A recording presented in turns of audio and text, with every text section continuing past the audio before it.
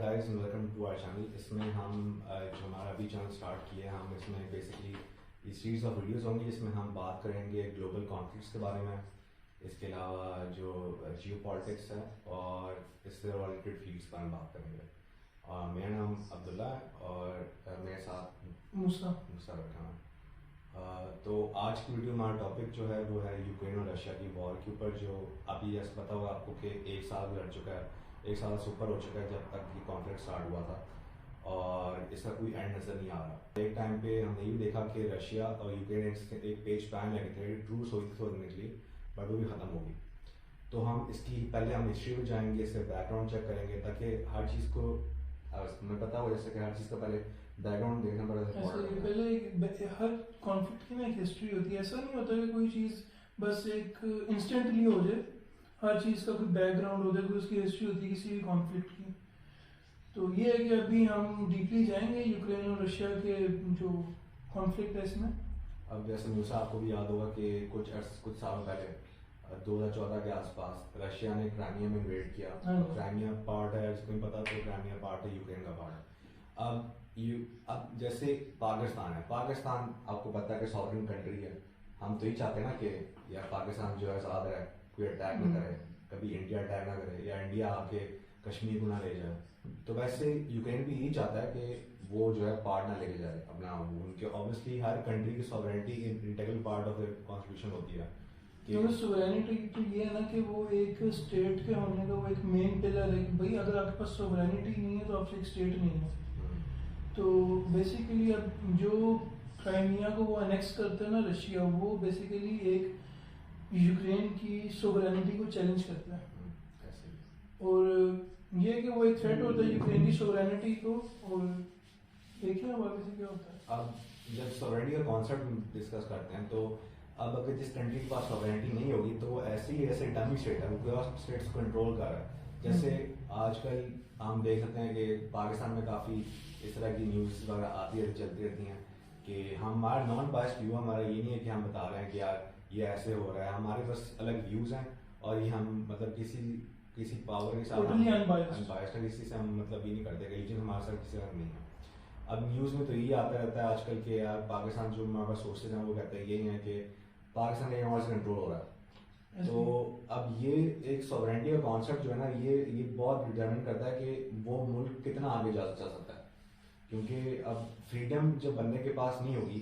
To choose their own actions, तो वो फिर आगे से उस मुल्क का कुछ बन नहीं सकता, वो मुल्क डाउनफॉल में जाएगी। अब जैसे कि हमने देखा मिडिल ईस्टर्न कंट्री जैसे ईरान हो गया, ये जो सीरिया हो गया, अब इनके ईरान का ये कि उसने अपनी सोवरेनिटी को कभी चैलेंज नहीं होने दिया। उसके ऊपर आप जितने मर्जी वो लगा दें, उनके ऊपर आप वो लगा देते हैं, सैंक्शंस लगा देते हैं। तो ये है कि ईरान पे भी अपनी सोवरेनिटी को चैलेंज नहीं होने देता। आप ईरान में किसी पॉलिटिकल लीडर को हटा नहीं सकता यूएस, जिस तरह वो बाकी अपने एलाइज में करता रहता है। वो एक टाइम पे शाह ईरान आया था ना, तो वो शाह को यूएस ही लगाया था ना, इसके पीछे यूएस ही था। अब हर बंदे को पता है कि फिर उस कंट्री का हाल क्या हुआ उसके बाद से, जब वो शाह लगा उसके बाद से कंट्री भी नीचे ही गया था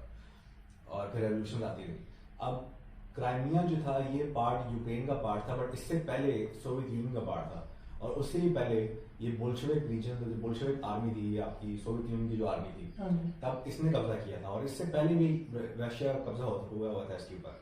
अब रशिया के पास सोवियत यूनियन में और भी कंट्रीज जो उनके पास थे, बट वो हाथ से अनफॉर्चुनेटली कुछ रीजन की वजह से जो थे, जो रशिया के एट दैट टाइम उनका जो प्रेसिडेंट था उसकी वजह से वो हाथ निकल गए और वो एक ग्रेट पावर का कोलैप्स आ गया वहाँ से। तो पहली बात ये होगी कि क्राइमिया जो था वो एक, अगर जैसे अभी एग्जांपल लगा लें कि अगर पाकिस्तान का कश्मीर है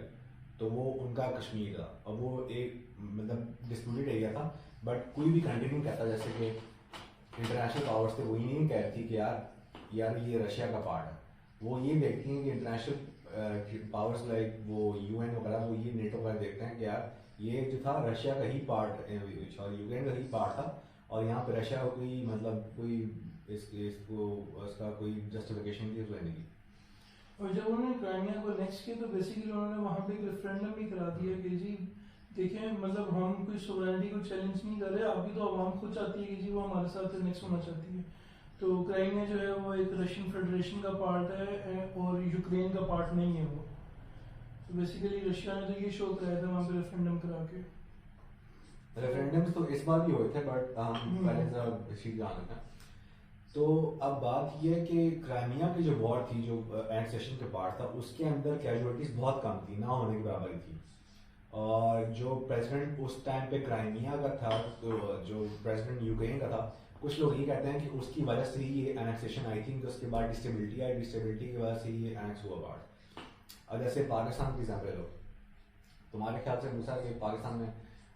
कौन कौन से रीजन्स हैं जिसमें ये इस तरह की सेपरेट मूवमेंट, सेपरेटिजेशन मूवमेंट चल रही होती है? कह रहे हैं कि अब बलूचिस्तान के सामने, उसके अलावा सिंध में भी पार्शली ये चीज़ है, देखी जाती है। और पंजाब जो है, अब पंजाब तो बेसिकली पाकिस्तान का मेन एक रीजन है, पर अगर आप खालिस्तान मूवमेंट को उठा के देखें तो वो कहते हैं कि जी जो इंडियन पंजाब है और जो पाकिस्तान का पंजाब है, ये दोनों एक अलग खालिस्तान, एक अलग नेशन है। तो पाकिस्तान भी इस टाइम पे काफ़ी डिवाइड है, जिस तरह के जो यूक्रेन के पार्ट्स है, ऐसे अब क्राइमिया तो गया ना हाथ से। अब उनकी कोई दो जगह है जहाँ पे, जिस दो प्रोविंसेस के अंदर काफ़ी गंदी लड़ाई चल रही है वहाँ पे। अब वो एक वो डानियस्क और लुहांस्क, काफ़ी मुश्किल नाम है, बट हमें फिर भी याद हो गया नाम, क्योंकि हम काफ़ी बार न्यूज़ में देख रहते हैं, इनका नाम आता रहता है, तो हमें भी इस तरह के अजीब नाम जो ऐसे रट गए रखे यार, ये होता है। ये मतलब आप भी उसके अगर डानियस को देखें तो लगता नहीं है डानियस को प्रोनाउंस किया जाता है, ऐसी है। तो अब बात ये आ गई कि यार ये सब कुछ तो हो रहा है, बट ये इसमें नेटो और अपना क्या बोलते हैं उसको, यूएन का क्या रोल है? यूरोपियन यूनियन का भी बहुत बड़ा यूरोपियन यूनियन का क्या रोल है? अब जैसे देखा जाए तो नेटो जब फॉर्म हुई थी, वो मूसा बता दे यार नेटो फॉर्म क्यों थी? हम सबको पता नहीं, शुरू देखिए यार, हमें ये पता है नेटो का तो बस आपको पता है वो बेसिकली रशिया को बस आगे बढ़ने से रोकना है, एक ब्लॉकेड फॉर्म करना है रशिया को ना आगे बढ़ने से। अब ये काफी, जब सोवियत यूनियन का राइज आया था, तब वो दुनिया देख रही थी यार आहिस्ता आहिस्ता ये बंदा यार ताजिकिस्तान, तुर्कमेनिस्तान, पता नहीं जेड़े स्थान थे सब, वो सब पकड़ के आगे लेके जा रहा था, और ये आहिस्ता आहिस्ता यूरोप के पास आ रहा था। तो रशिया काफी उस टाइम पे मोस्ट फियर्ड कौम थी, हमें प्री और पोस्ट। क्योंकि रशिया का ये था कि वो कोई फोर्सफुली किसी को अनेक्स नहीं था कर रहा, उनका वो क्या कि गवर्नमेंटल जो उनका इंफ्रास्ट्रक्चर था वही इतना अच्छा था, मतलब उधर कैपिटलिज्म तो था ही नहीं, ठीक है। तो जो बाकी जो दूसरी चीज़ें थी ना, उस वजह से लोग जो दूसरी नेशन स्टेट्स थी ना वो उनकी तरफ अट्रैक्ट होती थी कि जी इनका तो गवर्निंग बॉडी है वो तो है ही इतनी अच्छी चीज़ है, तो हम क्यों ना इसको फॉलो करें। ऐसी है उनका बेसिकली मॉडल था ये कि मतलब कि जिस मॉडल से वो चल रहे थे वो सक्सेसफुल था उस टाइम के लिए, बट वो मॉडल आज भी हम देखा जाए तो काफी हद तक, जैसे चाइना के अंदर, चाइना में कम्युनिज्म है, रशिया में भी कम्युनिज्म चल रहा है, नॉर्थ कोरिया में कम्युनिज्म चल रहा है, हर जगह सक्सेसफुल है। और अगर आप कैपिटलिज्म वाले मुल्क उठा के देखें तो मेरे ख्याल से ज्यादा आपके सामने। और चाइना ने कितनी तरक्की भी की है, मतलब कि देखा जाए तो वो अभी तक अब वो रशिया के साथ चाइना जो है ये यूएस से बिगेस्ट कंपेटिटर है एट दिस टाइम, मतलब कोई भी नहीं उसके आसपास आ रहा है, मतलब जिस हिसाब से चाइना तरक्की कर रहा है। उनकी एक्सपोर्ट्स में नहीं बढ़ा था कि अब जो है यूएस से एक्सपोर्ट क्रॉस कर रही है चाइना की, जिस हिसाब से तुम्हें पता है कि साइट्स जिनके नाम अली बाबा हो गए, ये क्या नाम है, अली एक्सप्रेस हो गए, ये वो अब ये अगर मतलब ये मिलिट्री लिहाज से भी देखें ना अगर, तो यूएस, जर्मनी, यूके, फ्रांस, और अगर आप इन चार जो मेन कंट्रीज का ब्लॉक है इनको भी सामने रख लें तो चाइना और रशिया फिर भी इनसे ज़्यादा स्ट्रॉन्ग है। अब ये इसी बात से चलते हैं कि ये कंट्रीज जो है इतनी तेजी से मूव फॉरवर्ड कर रहे हैं, अब जब ये ऑब्वियसली थ्रेट क्रिएट होता है, क्योंकि एक वो पावर, ग्लोबल पावर जैसे अमेरिका, और अमेरिका पार्ट है नेटो का, जैसे बता रहा सबको, तो वो नेटो कभी नहीं चाहेगा कि रशिया जितना पावरफुल हो रहा है उसकी इंडस्ट्री में तेज से इतनी जो फियरसम इंडस्ट्री है, क्योंकि अब रशिया के पास इतना पैसा नहीं जितना उनकी इंडस्ट्री जो है वो बनाती है पैसा, वो ना तो अभी फिलहाल कोई एक्सपोर्ट कर रहा है रशिया। नहीं, रशिया का कह लें कि जो मेन सोर्स ऑफ इनकम है ना वो उनका गैस है। गैस का तो बताइए, एक्सपोर्ट ऑफ गैस। आपको नॉर्थ स्ट्रीम पाइपलाइन वो उस पे तो आ जाएंगे अभी, बट हम पहले ये बता दें कि अपना ये जो इतनी जो कंपेटिटर है, तो ये इसमें यूएन और नेटो का क्या रोल नजर आता है आपको? नेटो बेसिकली रशिया के वो आगे बढ़ने से रोक रहा है उसको। तो दूसरा ये है कि अब नेटो जो है वो यूक्रेन ने बहुत पहले का फाइल किया हुआ है to be a part of NATO, पर नेटो उसको साइन इस वजह से नहीं करता क्योंकि अभी वो आपस में दोनों का कॉन्फ्लिक्ट चल रहा है। वो जो ऑनगोइंग कॉन्फ्लिक्ट है ना, उसको जब तक उसका कोई हल, उसका कोई सोल्यूशन नहीं निकलता, तो वो नेटो जो है उसको एक्सेप्ट नहीं कर सकता। और अब जैसे आप एग्जांपल ले लें इस बात की कि अगर पाकिस्तान है, पाकिस्तान का पार्ट कश्मीर है, तो अब अगर कोई ऐसी एक ऑर्गेनाइजेशन आती है, बनती है जो पार्ट जो जिसमें आपके पाकिस्तान खिलाफ हो, तो पाकिस्तान अगर देखे कश्मीर जो उसका पार्ट बनने जा रहा है, तो पाकिस्तान खुश तो नहीं होगा। वो तो फिर अब वो अलग बात है कि इस टाइम पे हमारी इस्टेब्लिशमेंट क्या चाहती है या तो क्या हो जाएगी, कैसा क्या नतीजे निकले, बट वो खैर जाने तो नहीं देगा कोई इंसान से। बट ये भी डिपेंड करता है कि उस टाइम पे कंट्री में रूलर किस तरह का है, मार्शल लॉ लगा हुआ कि नहीं लगा हुआ, या उस कंट्री के अंदर जो पॉलिटिक्स हैं वो जियो पॉलिटिक्स किस स्टेट किस लेवल पे चल रहे हैं, जो इंटरनल पॉलिटिक्स है उनकी पॉलिसीज क्या फॉरेन पॉलिसी से डिपेंड करती है। तो जहाँ देखा जाए कि यूक्रेन को और रशिया जो है यूक्रेन को कभी नहीं चाहेगा कि यूक्रेन नेटो ज्वाइन कर ले, क्योंकि ऐसी होगा कि वो बोलेगा रशिया ने ज्वाइन कर लिए नेटो, क्योंकि रशिया तो ये मानता है कि यूक्रेन उसका पार्ट है और ये इस पे फोर्सफुली जो है फोर्सफुली। और नेटो मतलब नेटो में लाजमी नहीं है कि वो मतलब जैसे कॉन्फ्लिक्ट खत्म हो तो यूक्रेन को एक्सेप्ट कर ले। नेटो खुद भी डरता है क्योंकि नेटो अगर देखा जाए ना तो नेटो बेसिकली एक लड़ाई नहीं लड़ना चाह रहा रशिया के साथ, वो बस उसको रोकना चाह रहा है वहाँ पर। तो इसलिए भी वो यूक्रेन को एक्सेप्ट नहीं करता क्योंकि इससे बिल्कुल ही मतलब आमने सामने, क्योंकि यूक्रेन और रशिया को पता है बीच का बॉर्डर है, तो अगर तो यूक्रेन भी नेटो में आ जाता है तो फिर नेटो के लिए मुश्किल है बेसिकली। अब इसके अलावा हमें पता है कि आजकल ये जो प्रॉक्सी वॉर चल रही है एक तरह की, कि अब जैसे फॉर एग्जांपल पाकिस्तान के अंदर प्रॉक्सी वॉर चल रही है, इंडिया में प्रॉक्सी वॉर चल रही है। एक टाइम पे मतलब हमें पता है यहाँ दहशतगर्द अटैक इतने होते थे, यहाँ पे दहशतगर्दी के अटैक्स होते थे और इंडिया में भी होते हैं। तो ये तो कॉमन नॉलेज है कि हर कंट्री अब खुलेआम तो आर्मी नहीं भेज सकता, जैसे कि फरवरी में हुआ था इन 2021 वो जब जहाज आए थे हमारे ऊपर। हाँ। तो जब वो होता है तो वो खुला एक attack an act of war होता है, उससे बचने के लिए लोग कंट्रीज यही करते हैं ना कि यार, तो वो उन्होंने एक नॉन गवर्नमेंटल ऑर्गेनाइजेशंस टाइप वो अनऑफिशियल आर्म्ड ग्रुप्स बनाए थे, मिलिशियाज बनाए होते हैं। जिसमें वो आपके पास हमास की मेन एग्जांपल आपके सामने है, उसके अलावा हिजबुल्लाह है, उसके अलावा हुसी हैं। हाँ जी। तो ये रिबेलियन जहाँ ये रिबेलियन तभी स्ट्रांग होता है जब आप उस कंट्री के अंदर अपने किसी तरह से प्रॉक्सी वॉर लड़ रहे हो। जैसे अब पाकिस्तान के बलूचिस्तान एरियाज में, अब बलूचिस्तान में काफ़ी जो है सेपरेटिस्ट मूवमेंट है, बट इनको फंड कौन कर रहा है ये तो नहीं पता किसी को। अब लोगों को पता तो है कि बट अब ये निकलता ही, लोगों को पता नहीं चलता कि कर कौन रहा है, और ये पता नहीं चलता बट तभी रिस्क करता है कि यार हमें पता है, कॉमन नॉलेज है यार कि इंडिया फंड कर रहा है। ऐसी है, क्योंकि जब तक आप उस कंट्री को अंदर से जो है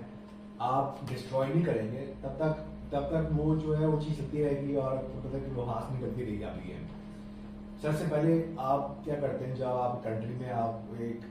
डिसेबिलिटी क्रिएट करना चाहते हैं, आप कहते हैं कि यार थोड़ी रेबेलियन क्रिएट हो कि यार ये हो, आप उस कंट्री को ख़राब कर देना चाहते हैं कि यार आपको सोचना पड़ेगा यार हम आ रहे हैं, आप वैसे ही ख़राब कर दो। वो थोड़े ना वो वल्नरेबल जो एरियाज होते हैं ना वो उनको चूज़ करते हैं,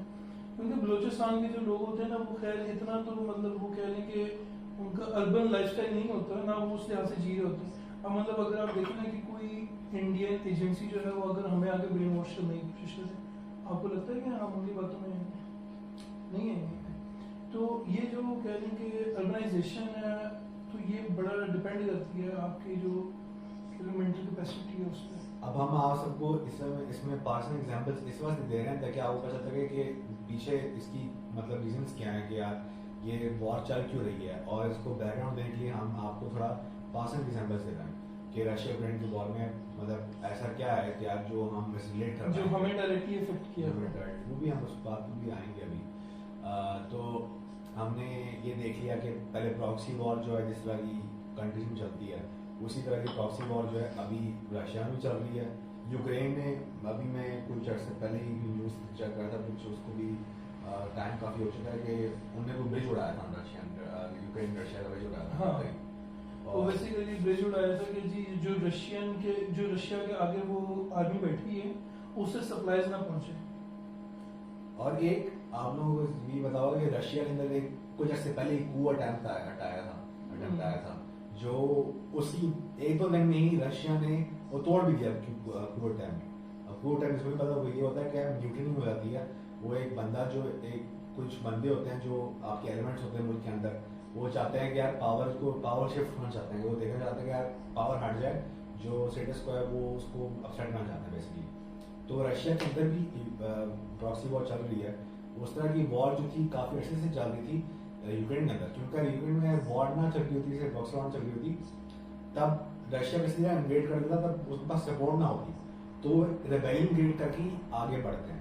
और ये उनका एक मतलब कि इस तरह का उनकी एक थिंकिंग है कि पहले क्रिएट कर लें, प्रॉक्सी वॉर क्रिएट कर लें, रेबेलियन क्रिएट कर लें, तो उसके बाद ही जो है वो खुद अटैक करते हैं। अब जब इन्हें अटैक किया, प्रॉक्सी वॉर वगैरह चल रही, इन्हें अटैक किया, तो आपको ही पता है मुझे के काफ़ी स्ट्रॉन्ग रिएक्शन आया था यूएन की तरफ से और नेटो की तरफ से स्ट्रॉन्ग रिएक्शन आया था। बट नेटो कभी भी नहीं चाहेगी कि पहले रशिया आगे आ सके, बट वो ये भी नहीं कर सकती कि अपनी डायरेक्ट फौज भेज सके वहाँ पे, क्योंकि अगर वो फौज भेजती है तो वो यूक्रेन ने भेजती है तो एक्ट ऑफ वॉर होगा, क्योंकि रशिया अभी भी कंसिडर करता है कि यार उसके डोनेट्स्क रीजन और ये लुहांस्क रीजन जो है वो उनके अपने ही है, तो अगर वो वहाँ पे फौज भेज देंगे तो ये तो खुला वर्ल्ड वॉर नहीं हो जाएगी। ऐसे ही तो वो बेसिकली नेटो जो है ना वो खुद बढ़ चढ़ के सामने नहीं आता। वो बेसिकली ये काम करते हैं कि यूएन के जो दूसरे कंट्रीज है ना, तो वो ऐसा ह्यूमन एड उनको फंडिंग देते हैं और उनको टैंक्स वगैरह सप्लाईज करते हैं। ये जिस तरह जो यूक्रेन के जो हैं प्रेसिडेंट हैं, तो वो अक्सर कंट्रीज में आपको पता है किस तरह गए थे, तो उनके पास एक ही शर्ट थी, एक ही ट्राउज़र था, कार्गो ट्राउज़र, और बस वो हर कंट्री गए हैं कि जी हमें हेल्प चाहिए। और बालन ग्राउंड का एक इंटरव्यू भी आया था, टिकटॉक आता है हेल्प वो अलग सीन है। फिर उसके बाद जब वो अपने कंट्री वापस गए हैं, यूके से होके, यूएस से होके, फ्रांस से होके, कनाडा से होके, तो उन्होंने अपने कंट्री जाके दोबारा से एक इंटरव्यू, एक प्रेस कॉन्फ्रेंस की, जिसमें वो बाकायदा कहते हैं कि जी मुझे हर कंट्री ने कहा है कि जी हम हेल्प करेंगे, कहता पर अभी तक किसी की तरफ से मुझे हेल्प आई नहीं, किसी की तरफ से एड अभी तक आई नहीं है मुझे। इसके अलावा जब ये एक डेढ़ साल पहले जब ये इन्वेजन स्टार्ट हुआ था, तो आसपास की नेबरिंग कंट्रीज लाइक बेलारूस वाला थे, इन लोगों को आपके ख्याल से इनको क्या पता होगा, इनकी जो एजेंसी जैसे पासन की ISI मिलिट्री इंटेलिजेंस है, इंडिया की रॉ है, और मुझे नहीं पता रशिया की क्या नाम है, बट लाइक आप उनकी एजेंसी को पता होगा, FSB को पता होगा कि यार ये जो है मतलब हम अटैक करें। FSB को तो पता ही होना, लेकिन गवर्नमेंट कमांडर इन चीफ जो है वो आगे से वो ऑर्डर दे रहा है, बट इस तरह यूक्रेन के कमांडर इन चीफ को इनको पता होना चाहिए था, आपके ख्याल से पता होगा या होना चाहिए? पता होना चाहिए था, पर इनको पता नहीं था। अगर आप यूक्रेन के उठा के देख लेना इंटेलिजेंस एजेंसीज को, तो उनको मोस्ट प्रोबेबली नहीं पता होगा। अगर पता होता तो उनके पास कोई एक अच्छा रिस्पांस होता उनके पास, ताकि वो कीव में आके बैठ जाते रशियन फेडरेशन की आर्मी, वो उनको कभी उधर ना आने देते हैं, लुहांस्क रीजन को वो कभी वो उनको वहाँ तक भी ना पहुँचने देते होते। अब आपको पता है जैसे कंट्री जब इसमें वॉर चल रही होती है, इन्वेजन चल रही होती है, तो वहाँ पे ह्यूमैनिटेरियन क्राइसिस आ रहा है, जैसे कि मूसा ने बात की अभी एक एड की बात की कि ह्यूमैनिटेरियन एड पहुँची उनको, बट इसके अलावा रीजन में जो इंस्टेबिलिटी आती है, जो वो कैजुअलिटीज ऑफ वॉर काफ़ी ज़्यादा क्योंकि वहाँ से भी लोग माइग्रेट करके निकलते हैं, क्योंकि आपने तो सब घर तबाह कर दी, उन्होंने किधर जाना है, उन्होंने ऑब्वियसली उस रीजन से निकलना है। और वो जो आगे निकले थे ना, वो गए थे ऑस्ट्रिया, पोलैंड और बेलारूस। तो ये कंट्रीज के पास गए हैं, अब उन्होंने अपनी बॉर्डर्स के, यूरोप का पता है आपको कि वहाँ पर ट्रैवल करना ईजी हो जाता है। ईस्टर्न यूरोप देख लें या दूसरा यूरोप देख लें, आपको पता होगा कि यहाँ पर ट्रैवल रिस्ट्रिक्शंस इतनी नहीं होती, लोग इजीली ट्रैवल कर सकते हैं अपने एरिया के बीच बीच में कंट्रीज के बाद साथ। तो अब जब ह्यूमैनिटेरियन क्राइसिस जब आता है, कैजुअलिटी हम देखते हैं कि वॉर में इनएविटेबल होता है कि कैजुअलिटीज हो जाती हैं, और ये भी होता है कि यार आपका जब एक अटैक होता है उसमें मेजॉरिटी लोग सिविलियंस मरते हैं। जैसे कि हम एग्जांपल ये हैं कि जब अमेरिका ने अफगानिस्तान में अपना इन्वेशन की तो वहाँ पे 70% जो ड्रोन अटैक्स होते थे उसमें मरते कौन थे? सिविलियन मरते थे। इनके एंड होता ही है कि लीडर्स जो होते हैं वो आपस में हाथ में जाते हैं, जबकि मरते सिर्फ सिविलियंस ही हैं, और कोई नहीं मरता इतना। अब इसकी जैसे ये तो काफ़ी अच्छी बात होगी कि यार उन्होंने एक्सेप्ट कर लिया और ये सब कुछ हो गया, उन्होंने एक्सेप्ट कर लिया, बट ये बात भी देखी जाए दिलचस्पी कि अब वो जो रेफ्यूजीज हैं अब उनका उस कंट्री में क्या इम्पैक्ट आ सकता है। अब जैसे उनकी इकोनॉमी काफी कोलैप्स कर सकती है। वो पहली मुश्किल में इतना वो कंट्री वो कोई इतना मतलब डेवलप्ड कंट्रीज नहीं, बेशक उनमें इंफ्रास्ट्रक्चर अच्छा है, पर इंफ्रास्ट्रक्चर सब कुछ नहीं होता, तो वो इतनी कोई डेवलप्ड कंट्रीज नहीं है, ना कोई वो एटॉमिक पावर्स हैं। ऐसी है। अब जैसे देखा जाए तो वो कंट्रीज की जो इंस्टेबिलिटी होगी अंदर वो उस कंट्रीज की भी मुश्किल होगा, बट चलो फिलहाल चल रहा है तो ठीक है। अब ये भी आपको पता होगा कि रशिया जो है वो उस एरिया का और उस एरिया की काफ़ी पूरी वर्ल्ड का ही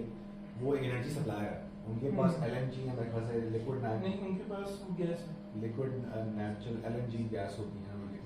लिक्विफाइड नेचुरल गैस। तो वो अब उनका सप्लायर अगर रशिया ऐसे पाकिस्तान को जो है ये सप्लाई कर रहा है या कहीं और पाकिस्तान को जो नहीं, वो बेसिकली पूरे यूरोप को सप्लाई कर रहा था, जो कि जो पाइपलाइन जा रही थी ना वो जा रही थी अंडरग्राउंड ऑफ यूक्रेन। वो अब वो यूक्रेन नीचे से जा रही है, बट अगर देखा जाए तो अब उस पर क्या इफेक्ट आएगा कि यार वो अब ऑब्वियसली एक पावर वैक्यूम क्रिएट हो जाता है वहाँ पे। यार एक कंट्री के पास पहले सारी पावर थी, वो वहाँ से तेल भेज जा रहा था, अब और गैस भेज जा रहा था, अब उनके पास ये नहीं ऑप्शन अवेलेबल है क्योंकि उन सैंक्शन लग चुकी हैं। नहीं, सैंक्शन नहीं, बेसिकली अगर तो रशिया की मर्जी है, क्योंकि जो यूरोप है ना वो अगर बाज नहीं आ रहा यूक्रेन को सपोर्ट करने से, तो रशिया की मर्जी है वो गैस रोक सकती है, क्योंकि रशिया की अपनी गैस है। रशिया तो गैस रोक सकता है, बट रशिया के ऊपर सैंक्शन तो यूएस ने लगाएंगे ना, इन कंट्रीज में लगाएंगे कि यार आप जो है इनसे गैस लेंगे, इनसे तेल नहीं लेंगे, तो वो अब एक कहीं ना कहीं से तो और जगह से लेंगे, तो अब इसका इफेक्ट क्या आता है, इसका रिपीट ऑन इफेक्ट आता है बाकी जगह पे कंट्रीज पे आता है। वो कंट्री में तो हो ही आता है, वॉर का इफेक्ट आ ही आता है, बट इस तरह जिन कंट्रीज के पास जो चीपर गैस मिल रही थी वो अब उनसे नहीं मिली, वो कहीं और से लेंगे, अब वो पता नहीं कौन से उनके बीच में ये क्राइसिस आया भी था कि उन्होंने गैस बंद कर दी थी और यूरोप के उन दिनों हालात देखने हो गए थे, तो इवन के यूके के अपने हालात खराब हो गए थे क्योंकि गैस ही नहीं थी मिल रही उधर। इस तरह का पाकिस्तान का भी एक प्रोजेक्ट स्टार्ट होना था, मेरे ख्याल से हुआ नहीं, गैस उसकी वजह से हुआ, तो ये बात काफ़ी देखा जाए तो डूब जाती है बातें ऐसा। अब देखा जाए तो ये जैसे हमें क्या आप बोलेंगे यार ये बातें जो कर रहे हैं इसका हम पे क्या इफेक्ट है, तो इन दी एंड इसका हर कंट्री पे इफेक्ट आता है। अब मूसा आपको क्या लगता है कि पाकिस्तान को जब हमारा ये एक कोइंसिडेंस था कि जब पाकिस्तान गया वहाँ पे तो वहाँ पे ये यूक्रेन पे अटैक उसी दिन ही अटैक स्टार्ट हुआ था, जिस दिन इमरान खान साहब की मीटिंग थी उधर पुतिन के साथ, तो एग्जैक्टली उसी दिन ही अटैक शुरू होता है। तो कोइंसिडेंस कह रहे हैं अब, क्योंकि ऐसा वैसे हो नहीं सकता कि पाकिस्तान की एजेंसीज को ना पता हो कुछ होने वाला है, क्योंकि आपका कमांडर इन चीफ गया है उस कंट्री में, तो आपको पता होना चाहिए था कि यार यहाँ पे खैर पता होना बताओ अलग बात है, क्योंकि हम ये स्पेकुलेट कर सकते हैं कि हमें हमको पहले से नॉलेज थी इसके बारे में। अब इसके अलावा जो है कोई एक नॉलेज थी तो उनको रोका क्यों नहीं गया, नॉलेज थी तो रोका क्यों नहीं गया, ये बात है कि अब क्या ये कहीं प्लॉट तो नहीं था उनको, मतलब नो वोट ऑफ कॉन्फिडेंस का शिकार बनाने के लिए। ऐसी आपको पता है पाकिस्तान में दो ग्रुप्स हैं, एक ग्रुप जो है वो ये चाहते हैं कि रशिया के साथ हो जाए, एक ग्रुप भी चाहता है कि यूक्रेन के साथ हो जाए। अब ये यूक्रेन के साथ होना बेसिकली यूएस का एक एलाई होना है अब ये तो हर बंदे को पता है कि पहला ग्रुप कौन सा है, दूसरा ग्रुप कौन सा है, कि वो क्या चाहता है। इसके अलावा मुझे आप कोई मतलब ये पॉडकास्ट स्टार्ट करने से पहले कोई आपने कोई एक खबर का जिक्र कर दिया, तो वो ये सीन था कि यूक्रेन के जो डिफेंस मिनिस्टर है, अभी अराउंड कल की बात है,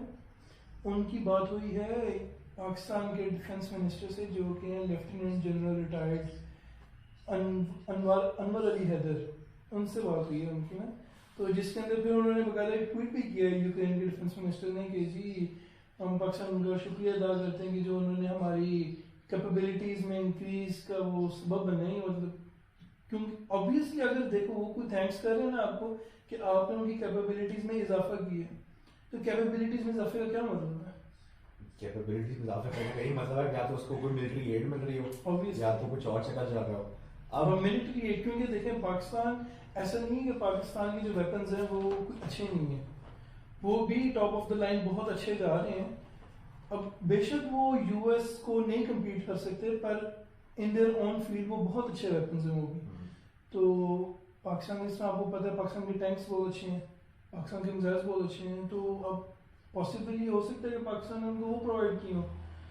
क्योंकि मिलिट्री बजट जो होता है या हमारा ब्लैक बजट होता है, किसी को पता नहीं था कि इसमें कितना पैसा लग रहा है। अब इसमें ना कोई जांच पड़ताल होगी कि यार कितना पैसा किसके पास जा रहा है, फौजी सीरियल के पास कितना पैसा जा रहा है, फौजी फर्टिलाइजर सीरियल हो गया, ये वो चीज़ें हो गई। तो अब तो सोचने वाली ये बात है कि एक मुल्क जो खुद क्राइसिस में पड़ा हुआ, इकोनॉमिक क्राइसिस है, यहाँ पर देखे ना, मतलब पॉवर्टी हर जगह है इधर, ठीक है ना, जस्टिस इधर कुछ भी नहीं है, और फिर भी आपकी एस्टेब्लिशमेंट के पास इतना पैसा है कि वो एक यूक्रेन को सपोर्ट करें। हाँ, ये तो ऐसी बात है ना कि पाकिस्तान में कोई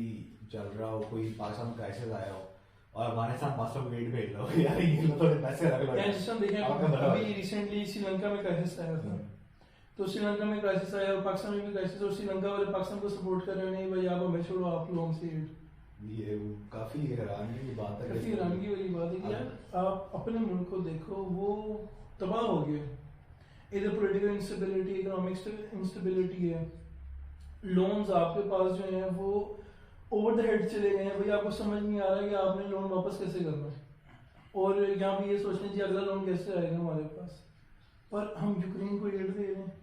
और यूक्रेन को जो एड दी है वो हमने कोई एक गन नहीं दी होगी, हमने ऑब्वियसली बहुत सारे टैंक्स दिए होंगे, और एक टैंक जो है वो $multi-million का होता है, आपको पता है ऐसे। अब